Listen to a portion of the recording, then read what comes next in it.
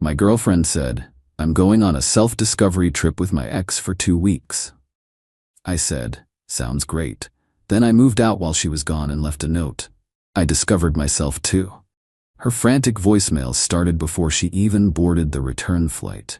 I, 29 male, was sitting on the couch watching Netflix when my girlfriend Astrid, 27, dropped the bomb. She walked in from the bedroom, stood directly in front of the TV, and announced, "I need to tell you something important." The way she said it, all serious and dramatic, I thought someone died. "I'm going on a self-discovery trip with Garrett." Garrett, her ex from college, the guy whose photos she still had on her Instagram, the one who really understood her artistic soul, or whatever BS she used to say. I paused my show. "When?" "Next week. We're going to this spiritual retreat center. It's 2 weeks of meditation, journaling, and finding ourselves." I nodded slowly. "Just the two of you?" "Don't make this weird, okay? It's not about him. We're just friends now, and he's going through stuff too. We got a group discount." "A group discount for 2 people. Look," she continued, "I know how this sounds, but you need to trust me. This is about my journey. Garrett just happens to be on a similar path." I took a sip of my beer. "Sounds great." She blinked. "Really? Yeah, when do you leave?" "Tuesday morning. You're really okay with this?" "Astrid, if you need to find yourself, who am I to stop you?" She looked suspicious for a second, then her face broke into this huge smile. She kissed me on the forehead like I was a golden retriever who'd learned a new trick. "This is why I love you. You're so evolved." Evolved, right? She spent the next 3 days packing, buying new yoga pants, and talking non-stop about chakras and inner peace. I smiled and nodded. Even drove her to the airport Tuesday morning. 2 weeks will fly by, she said, giving me a quick peck. "I'll have limited phone access, so don't worry if I don't text much." "No problem. Have fun finding yourself." The second her plane took off, I went to U-Haul. See, here's what Astrid didn't know. Her name wasn't on the lease. She'd moved into my apartment 8 months ago. Never got around to the paperwork. All the utilities? My name. The furniture? 80% mine. Even the succulent collections she was so proud of? I'd bought those. I'd already found a new place the day after her announcement. Signed the lease Monday while she was getting her aura cleansed at some spa. The move took 2 days. I was surgical about it. Took only what was mine, left all her stuff neatly organized in the living room. Even left the utilities on so she wouldn't come back to darkness. The note I left was simple. Astrid, went on my own journey of self-discovery. Turns out I discovered I deserve better. Your stuff is in the living room. Lease ends in 3 weeks. Talk to the landlord. He's expecting you to either sign a new one or move out. I found myself, and myself doesn't include you. Good luck with your chakras. Then I blocked her number and settled into my new place. Update 1, y'all wanted an update? Buckle up. So I blocked Astrid's number, but I didn't block her on email. Forgot she had that, honestly. Wednesday afternoon I got the first one. "What the hell is this? I came back early because the retreat was awful and you're gone? This isn't funny anymore. Where are you?" Wait, she came back early? From her spiritual journey? After 5 days? More emails flooded in. The landlord says I need to sign a lease? I can't afford this place alone. This is manipulation. You're trying to control me. Garrett thinks you're being emotionally abusive. Oh, Garrett has opinions now? Cool. I didn't respond, but I did reach out to my buddy Luke, who still lived in the old building. He filled me in on the tea. Apparently, Astrid showed up Wednesday night, fuming. She had Garrett with her, because of course she did, and they were hauling her stuff around, trying to figure out what to do. Luke heard her on the phone with her mom, screaming about how I'd abandoned her and stolen the apartment. But here's the kicker. Luke overheard Garrett on his phone too, arguing with someone named Destiny. Apparently, Destiny was Garrett's current girlfriend who didn't know about this spiritual retreat until she checked his Instagram and saw him posting sunset pics with my ex. The retreat lasted exactly 5 days before Garrett got served with relationship consequences of his own and had to fly back to deal with his imploding life. Thursday morning, Astrid's mom called me. I almost didn't answer, but curiosity won. "How could you do this to my daughter?" "Hello to you too, Deb. She's homeless." "She's not homeless. Her stuff is safe, and she has 3 weeks to figure out housing. That's more than most people get." You're being cruel because you're jealous of her connection with Garrett. Deb, your daughter went on a couples retreat with her ex-boyfriend. It was not a couples retreat. It was about finding inner peace. With her ex, alone, for 2 weeks. Silence. She said you were okay with it. I was, so okay with it that I decided to find my own inner peace, elsewhere. You're a pathetic little man. Okay, bye Deb. But the best part came Thursday night. I got a notification that someone was trying to reset my Netflix password, then my Hulu, then my HBO Max. She was trying to access my streaming accounts from whatever hotel she was crashing at. The entitlement, I swear. I changed all the passwords to variations of Find Your Own Netflix.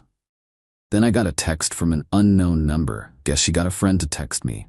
Astrid wants to know why you're being so petty about the streaming services. She's having a panic attack. A panic attack. Over Netflix. I responded, tell her meditation might help. Update 2. The entitlement escalation has been wild. Friday, Astrid tried a new strategy. She showed up at my gym. Not to work out. She doesn't have a membership. She waited in the parking lot for 2 hours until I came out. We need to talk. I kept walking to my car. You can't just ignore me. We were together for 3 years. 8 months, I corrected, unlocking my car. The emotional connection was 3 years. What does that even mean? She grabbed my arm. Look, I get it. You're hurt about Garrett, but nothing happened. Cool. We meditated. We did yoga. We talked about our feelings. Sounds magical. Stop being sarcastic. This is serious. I need a place to live. So get one. I can't afford anything. You know I'm between jobs. Right? Between jobs for 6 months while she worked on her jewelry business that had sold exactly 3 bracelets. That's not my problem anymore, Astrid.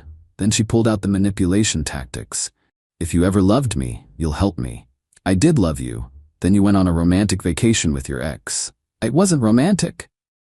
Garrett chose that moment to pull up in his beat-up Honda, because of course he was there. Yo man, can we talk? He got out trying to look tough in his hemp necklace and man bun. No. Look bro, you're making this harder than it needs to be. Astrid needs stability right now. Then maybe you should provide it, bro. His face got red. I'm trying to help here.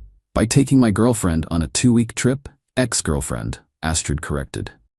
Right, thanks for the clarification. Garrett stepped closer.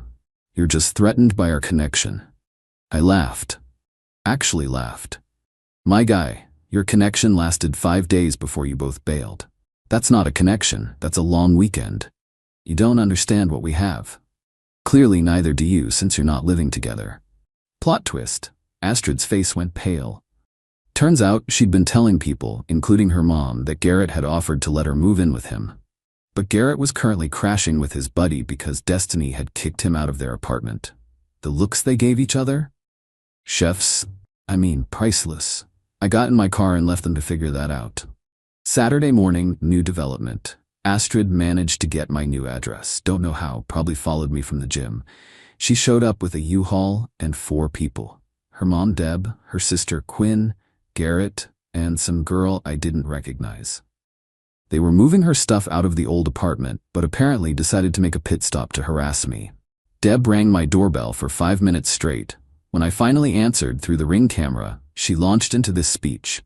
You need to man up and take responsibility for this situation. I did. I moved out. That's not taking responsibility, that's running away. Quinn jumped in. You're destroying her life over your ego. Her life isn't destroyed. She's just facing consequences. The girl I didn't recognize turned out to be Astrid's friend Piper from her failed jewelry business. She had a different approach. Don't you think you're being a bit harsh? Like, energetically speaking? This is really negative? You know what else is energetically negative? Going on vacation with your ex. Garrett, genius that he is, tried to jimmy my door handle. On camera. Dude, I'm calling the cops if you don't stop. He backed off quick. Astrid finally spoke up, and she was crying. But not sad crying, angry crying. I gave you everything. I decorated your apartment. I cooked for you. I made you a better person. You decorated with my money, cooked twice in 8 months, and I'm the same person I always was. You're being vindictive. I'm being gone. Big difference.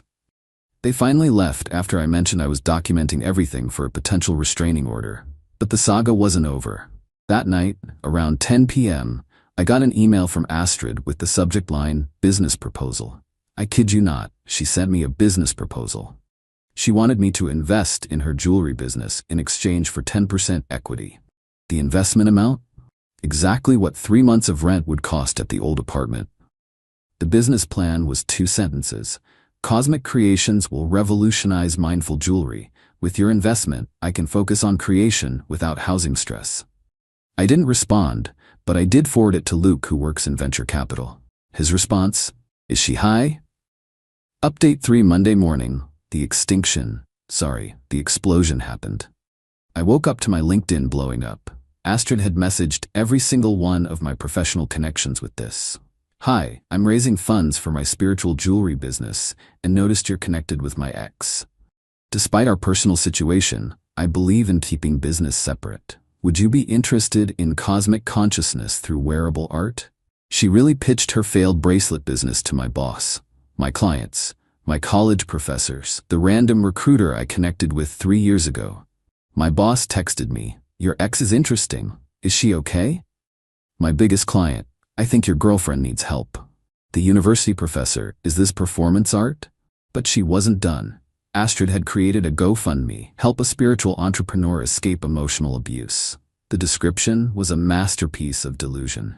According to her, I had financially controlled her for years. She hadn't worked in 6 months by choice, isolated her from friends, she went out every weekend, sabotaged her business, I never touched her jewelry stuff, abandoned her during a mental health crisis, the crisis being consequences. Goal amount, $25,000. She'd raised $37. All from her mom.